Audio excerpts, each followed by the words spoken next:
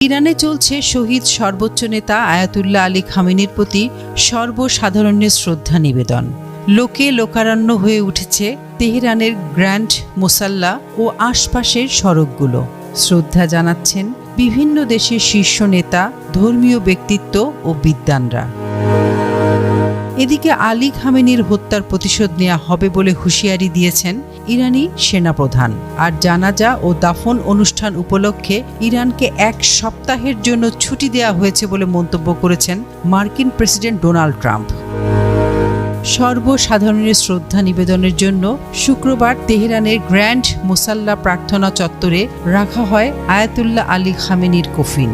সময়ের সাথে সাথে সর্বোচ্চ নেতাকে শেষ শ্রদ্ধা জানাতে রাজধানীতে সমবেত হতে থাকেন লাখ লাখ মানুষ। শনিবার সকাল 6টায় খুলে দেওয়া হয় গ্র্যান্ড মুসাল্লার দরজা।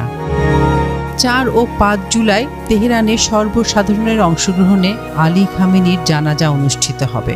6 ও 7 জুলাই তেহরানের বিভিন্ন সড়ক প্রদক্ষিণ করবে শোক মিছিল।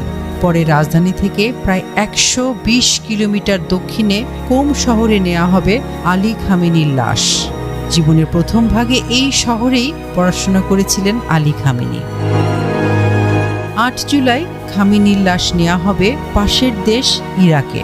সবশেষে 9 জুলাই খামেনির লাশ আবার ফিরিয়ে আনা হবে ইরানে। সেদিন মাশহাদ শহরে ইমাম রেজার মাজারে তাকে দাফন করা হবে।